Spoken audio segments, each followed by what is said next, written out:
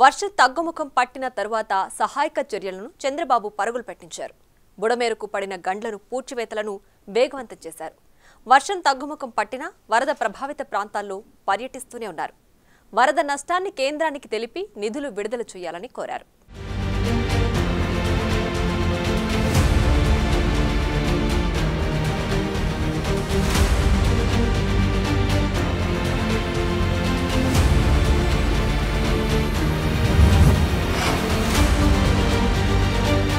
గురువారం కూడా సీఎం చంద్రబాబు వరద ప్రభావిత ప్రాంతాల్లో పర్యటించారు. ఎనికేపాడు వద్ద ఏలూరు కాలువ దాటి బుడమేరు ముంపు ప్రాంతాలను ఆయన పరిశీలించారు. బల్లగట్టుపై ఆయన వెళ్లి ముంపు ప్రాంతాలకు వెళ్లారు. గండ్లు పడిన ప్రాంతాల్లో పనులపై అధికారులతో ఆయన చర్చించారు.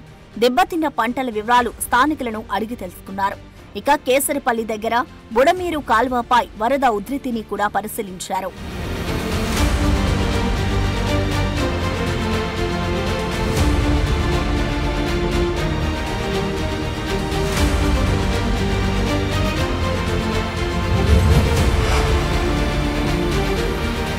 ఆ తర్వాత విజయవాడలోని మధురానగర్ ముంపు ప్రాంతాలకు వెళ్లారు చంద్రబాబు. అక్కడ మరోసారి బుడమేరు ఉధృతిని పరిశీలించడానికి రైలు వంతెన పైకి వెళ్లారు. అదే టైంలో రైలు ఎదురుగా వచ్చింది.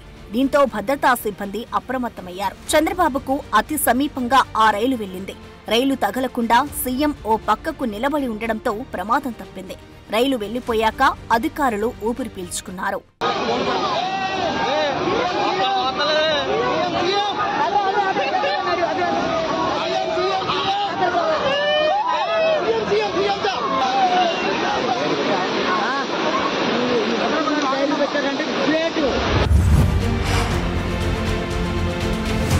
విజయవాడ వరద ప్రాంతాల్లో గురువారం కేంద్ర మంత్రి శివరాజ్ సింగ్ చౌహాన్ కూడా పర్యటించారు.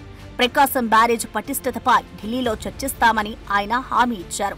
కేంద్రం నుంచి అన్ని రకాలుగా సాయం అందిస్తామని చెప్పారు. ఫుడ్ ప్యాకెట్లను డ్రోన్ల ద్వారా అందించడంతో దేశంలోనే తొలిసారి ఆయన గుర్తు చేశారు. విపత్తు సమయంలో చంద్రబాబు వ్యవహరించిన తీరు అమోఘమని ప్రశంసించారు.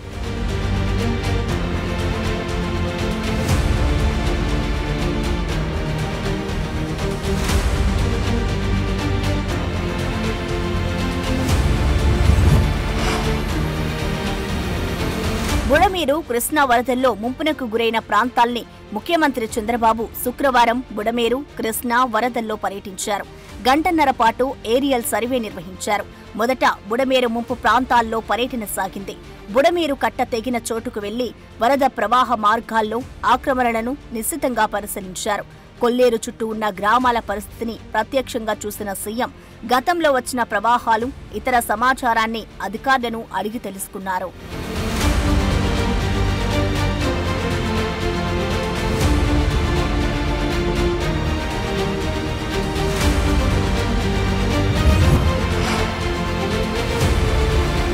ఏరియల్ సర్వే తర్వాత గన్నవరం విమానాశ్రయం నుంచి మధురానగర్ వెళ్లారు. అక్కడ ముంపు ప్రాంతాల్లో పర్యటించారు.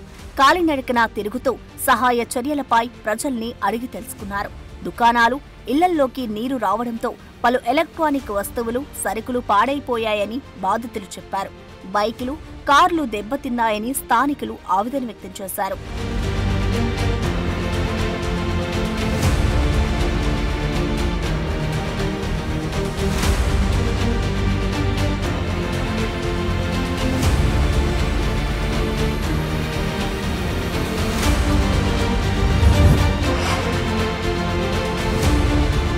శనివారం చంద్రబాబుకి డిప్యూటీ సీఎం పవన్ కళ్యాణ్ ₹1 కోటి చెక్కును అందజేశారు.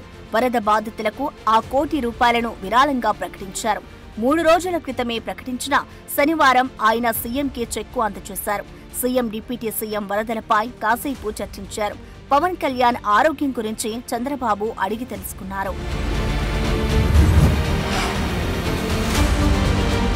ఇక శనివారం కూడా వరద ప్రభావిత ప్రాంతాల్లో సీఎం పర్యటించారు. జోరు వానలోనూ ఆయన ఏమాత్రం వెనక్కి తగ్గలేదు. Bhavanipuram, Sitara centre, Chittinagar, Errakatta, mango market, Singh Nagar ప్రాంతాల్లో 3 గంటల పాటు ఆయన పర్యటన చేశారు. సింగ్ నగర్ లో వరద నీరు తగ్గకపోవడంతో జేసీబీ ఎక్కి మారుమూల ముంపు ప్రాంతాలకు వెళ్లారు.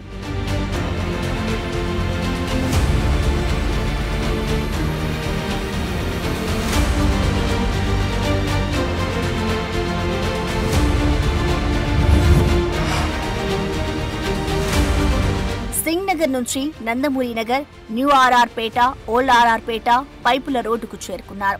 అక్కడ సహాయక చర్యలపై వరద బాధితులను అడిగి తెలుసుకున్నారు. అక్కడి ప్రజలకు చంద్రబాబు ధైర్యం చెప్పారు. సోమవారం నాటికి పరిస్థితి పూర్తిగా మెరుగుపడుతుందని హామీ ఇచ్చారు.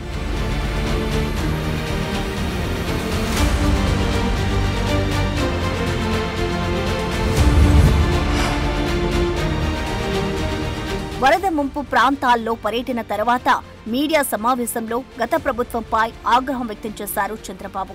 గత ప్రభుత్వ పాపాలు ఇప్పుడు ప్రజలకు శాపాలుగా మారాయని మరోసారి ఆవేదన వ్యక్తం చేశారు. గడిచిన 5 ఏళ్లుగా పులిచింతల, గుండ్లకమ్మ గేట్లను పట్టించుకోలేదని, బుడమేరును ఇష్టారాజ్యంగా కబ్జా చేశారని ఆరోపించారు. తగ్గినట్టే తగ్గి మళ్లీ వర్షాలు పెరగడంపై ఆయన ఆందోళన వ్యక్తం చేశారు. బాధితులకు ఇంటింటికి వెళ్లి సరుకుల కిట్ అందిస్తున్నామని చెప్పారు. ఎవరికైనా అందకపోతే డిమాండ్ చేసి తీసుకోవాలని ప్రజలను కోరారు.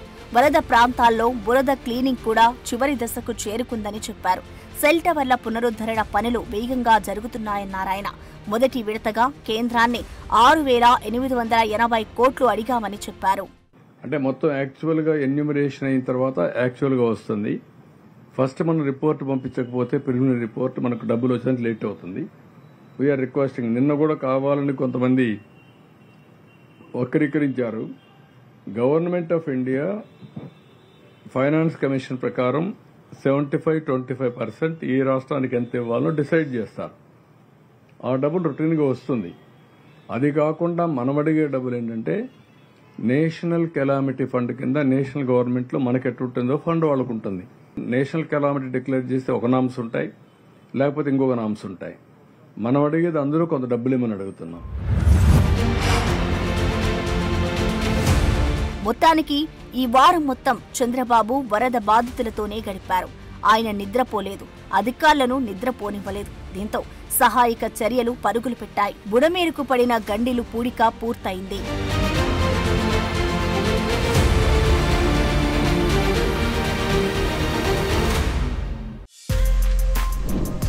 For more videos like this, subscribe Big TV channel.